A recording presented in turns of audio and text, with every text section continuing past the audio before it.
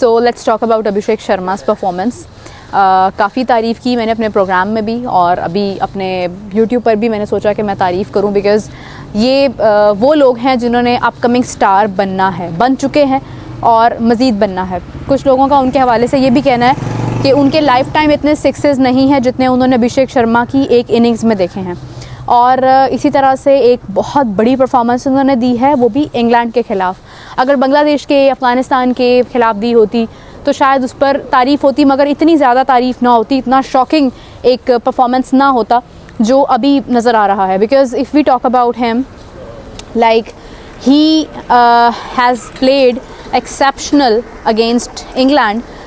समझ लें एक तरह से जो है ना, वो इंग्लैंड के बॉलर्स जिसमें मार्क वुड हो आपके सामने इतने बड़े बड़े नाम हों और उनके ख़िलाफ़ आप परफॉर्म कर जाओ तो बहुत बड़ी बात होती है। अभिषेक शर्मा आई गेस ये वही प्लेयर है जिसको सुफियान मुकीम ने काफ़ी रूड एक्शन करके दिखाया था।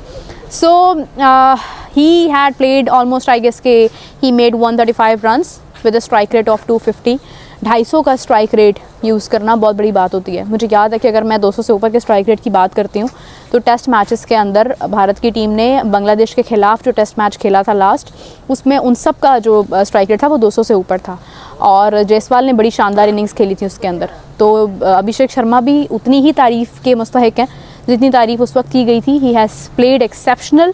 2026 के लिए एक बहुत बड़ा नाम अभिषेक शर्मा का है and he is becoming that. Secondly, India के लिए एक और बहुत बड़ी विन थी, दैट वाज के उनकी अंडर 19 का वर्ल्ड कप भी उन्होंने विन किया है और बड़े शानदार अंदाज में विन किया। वो भी साउथ अफ्रीका को बड़ी बुरी तरह से उन्होंने शिकस्त दी है और प्रूव किया है कि दे आर बिकमिंग अनबीटेबल। लेकिन अगर आप बात करते हैं इस वक्त स्क्वाड की, कंपैरिजन अगर आप स्क्वाड का करते हैं, पाकिस्तान का स्क्वाड और भारत का squad, because Pak Bharat match सबसे ज़्यादा आई कैचिंग होता है, उसकी तमाम टिकट्स अभी तक सेल हो चुकी हैं। आप देखें कि कुछ ही आधे घंटे के अंदर जो है वो कुछ ही मिनट्स के अंदर तमाम टिकट्स ऑनलाइन सेल हो चुकी हैं। यानी नोबडी केयर्ड अबाउट कि उसकी प्राइस क्या है, वो कितने में मिल रही हैं, क्या हो रहा है, क्या नहीं हो रहा है। वो तमाम टिकट्स जो हैं वो सेल हो चुकी हैं, जिसमें पाकिस्तान में से कितने लोगों ने टिकट्स खरीदी हैं, नहीं खरीदी हैं, उसके बारे में कोई ख़ास कंफर्मेशन मुझे नहीं है, बट आई नो कि उसमें बहुत सारे लोग इंडिया से होंगे।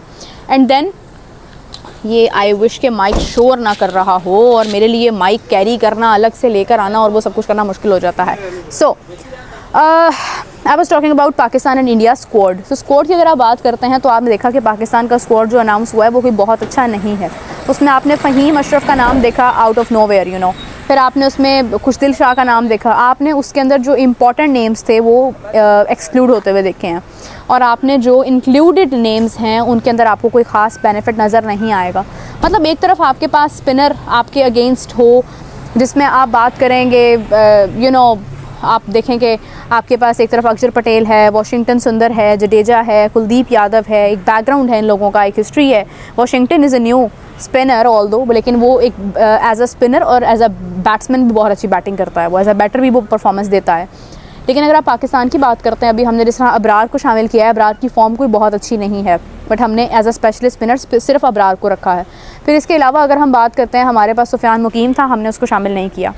देन हमारे पास खुशदिल शाह को हमने शामिल किया। खुशदिल शाह एक बीपीएल से ली हुई परफॉर्मेंस के ऊपर आप बहुत ज़्यादा रिलाई नहीं कर सकते हैं, बिकॉज़ बीपीएल अभी तो सारा का सारा डूब चुका है। बीपीएल के अंदर जितने ज़्यादा ब्लंडर्स हो रहे हैं और इतना कुछ हुआ है कि उसमें सिर्फ एक उनकी होस्ट जो है वो इस वक्त नज़रों में है, otherwise there is nothing to talk about BPL. BPL में इतने ब्लंडर्स हुए हैं, इतनी चीज़ें हैं जिनके ऊपर आप बात कर सकते हैं कि आपकी सोच है, ठीक है। तो अभी अगर आप देखें, अभी स्टिल उसके अंदर एक कंट्रोवर्सी थी, I will make a proper video on it कि बीपीएल में क्या क्या ब्लंडर्स हुए हैं। लेकिन अगर आप बात करें इसमें परफॉर्मेंस की, उसमें आपने खुशदिल शाह की क्योंकि परफॉर्मेंस बीपीएल में थी, आपने उन्हें शामिल कर दिया, तो सिर्फ आप ही इज़्ज़त दे रहे हैं बीपीएल को। बीपीएल तो खुद इस वक्त जो है वो अपने बनाए हुए जाल में फंसा हुआ है और वो मुश्किलात से बाहर नहीं आ पा रहा है, इतने सारे ब्लंडर्स हो रहे हैं वहाँ पर। एंड देन अगर आप डिस्कस करते हैं अबाउट अनदर स्पिनर, अगर आप देखें कि आपके पास कौन है, तो फिर आपके पास सलमान अली आगा है जो कि पार्ट टाइम स्पिनर है, एक प्रॉपर स्पिनर नहीं है। खुशदिल शाह एक प्रॉपर स्पिनर नहीं है। फिर आप अगर देखें कि आप सऊद शकील को शामिल करते हैं, वो एक प्रॉपर स्पिनर नहीं है। फिर अगर आप फास्ट बॉलिंग की बात करते हैं, फास्ट बॉलर्स आपके पास 3 तो मस्ट हैं, इसमें शाहीन है, नसीम है, हारिस है। चौथा अगर आप हसनैन के साथ जाते हैं तो इट मीन्स कि आप फ़हीम अशरफ को प्लेइंग 11 में शामिल नहीं कर रहे हैं।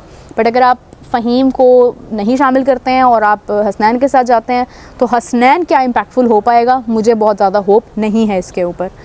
उसके बाद अगर आप देखें कि फ़ास्ट बॉलर्स इंडिया के पास कौन कौन से हैं, तो आपको बहुत बड़े नाम नज़र आते हैं उसमें। आपको जसप्रीत बुमराह नज़र आता है, ऑल्दो इफ़ ही प्लेज और not I don't know that, लेकिन आपको शामी नज़र आता है, आपको पांड्या नज़र आता है, आपको अर्शदीप सिंह नज़र आता है।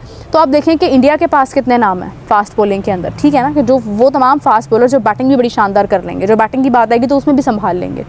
तो हमारे पास इस वक्त स्क्वाड जो बना है, हमने अपने विनिंग कॉम्बिनेशन को तोड़ा है। हमने अपनी विनिंग ट्रिब्यूट बनाने की बजाय हमने अपने विनिंग कॉम्बिनेशन में छेड़ाछाड़ी की। हमारा एक प्लेयर जो है वो अनफिट हुआ, इंजर्ड हुआ, जिसमें साइम की बात अगर हम करें, लेकिन आप ओपनिंग की तरफ जा सकते थे, आप ओपनिंग में रिस्क ले सकते थे, आप इमाम को शामिल कर लेते, आप शान मसूद को शामिल कर लेते। You change the whole scenario. आपने सारे का सारा स्क्वाड बिगाड़ दिया, आवे का आवा बिगाड़ दिया, और आपने ये सोचा ही नहीं है कि आपने एक एक चीज़ इसके अंदर जो है वो क्या सोचकर कहाँ कहाँ पुट की है। खैर 12 तक का टाइम है हमारे पास, और उससे पहले ट्राई नेशन सीरीज़ भी होनी है, तो हम देखते हैं कि ये कहाँ तक जाती है बात। क्योंकि अगर आप सीरीज़ की बात करेंगे और उसमें अगर आप देखते हैं कि आपकी जो ट्राई नेशन सीरीज़ हैं उसमें कौन से प्लेयर्स कैसा परफॉर्म करते हैं, क्या रिजल्ट्स होते हैं, तो फिर आप कह सकते हैं कि हाँ, आपको थोड़ा बहुत चेंजिंग उसमें नज़र आ जाएगी। हसनैन भी नज़र आ जाएगा, फ़हीम भी नज़र आ जाएगा, और डेफिनेटली हो सकता है कि ट्राई नेशन सीरीज़ के अंदर जो है ये अपने टॉप प्लेयर्स को ना खिलाएं। मतलब ये अपने जो 11 के अलावा, जो इनकी असल 11 हैं, उसके अलावा भी कुछ प्लेयर्स को खिला दें, देख लें, टेस्ट कर लें। और उसके बाद जो इंजरी का ख़तरा भी हो सकता है, सो इनको देखना ही है कि किस तरह से किस प्लेइंग 11 के साथ जाते हैं। सो काफ़ी सारी चीज़ें हैं जिन पे बात हो सकती है, तफसीलन बात करेंगे। अभी तो खैर मैं अपने ऑफिस के गेट के बाहर हूँ, और इसी के साथ जो है मैं आपको गुड बाय करती हूँ। आपसे मुलाकात होगी कल। We will discuss about some other topics. अपने कमेंट ज़रूर कीजिएगा। Take care, bye bye.